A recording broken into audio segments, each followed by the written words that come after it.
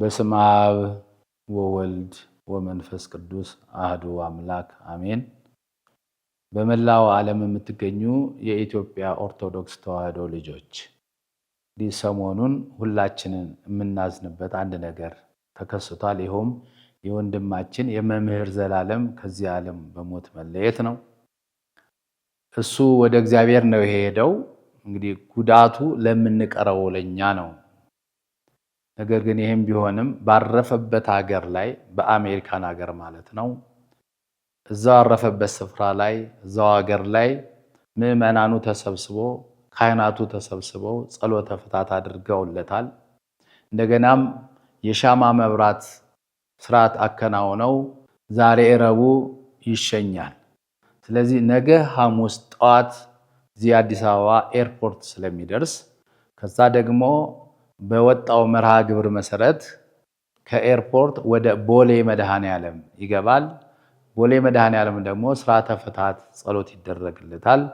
እሱ እንዳለቀ ቀጥታ ከቦሌ መድኃኔዓለም ተነስተን ደግሞ ወደ መስቀል አደባባይ የሚከናወነው ስርዓት ካለቀ በኋላ ደግሞ ወደ መንበረ ጸባዖት ቅድስት ሥላሴ ይሆናል ማለት ነው። እንግዲህ ቤተክርስቲያናችን እንዳዘዘችን ሁላችንም ነጭ በመልበስ እየዘመርን ሙሽራውን ዘላለምን ወይም ወልደ ሰማዕትን ወደ ክርስቶስ እንድንሸኘው እኔም ወንድማችሁ አሳስባችኋለሁ። እግዚአብሔር የወንድማችንን የወልደ ሰማዕትን ነፍስ ከቅዱሳኑ ጋር ይደምርልን። እግዚአብሔር ሁላችንንም ዘመናችንን ይባርክልን።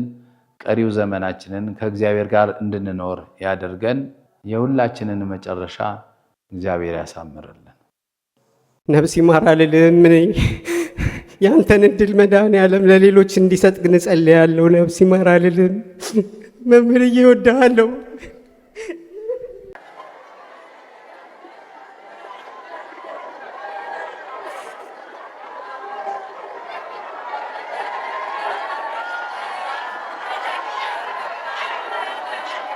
ታላቅ ሰው ነው ያጣነው። ታላቅ መምህር ነው ያጣችው ቤተክርስቲያናችን። ሰው ይተካል። ሰው በጠፋበት ሰዓት መምህር ዘላለም ይጠፋል እንጂ ይጠፋ ይገባል እንጂ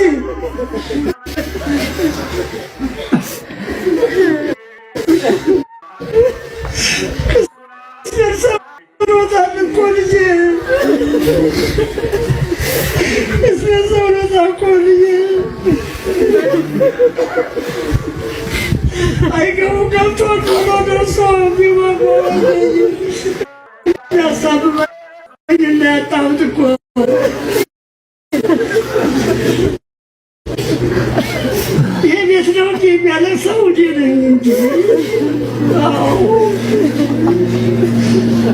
ልጆች የባልካችሁ ያ ቅድም ተነግሯል። ያዛ ለቅሶ አይደለም የምናለቅሰው፣ ጉዳያችን ቀረብን ነው።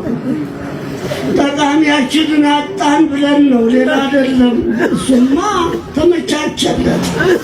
ሰማዕት ዘንበለ ደም ነው።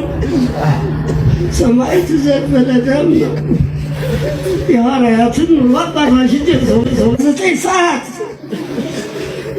ፍጹም ሰው ነው።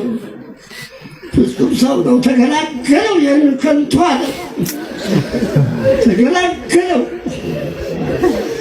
አዎ በአንድ ቀን 2 ጉባኤ 3 ጉባኤ እኮ የሚጮህ ነው። እኔ የሚገርመኝ አንደበቱ አለመድረቁ። በሽታው ክፉ ነው። አንደበት የሚያደርቅ ነው። ግን ምንም አንደበቱ አይዛባም። እፎይታ አያውቅም።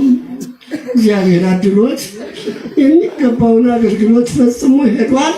ለእሱ አይደለም የምናለቅሰው፣ የእኛ ጉዳያችን ቀረብን ብለን ነው።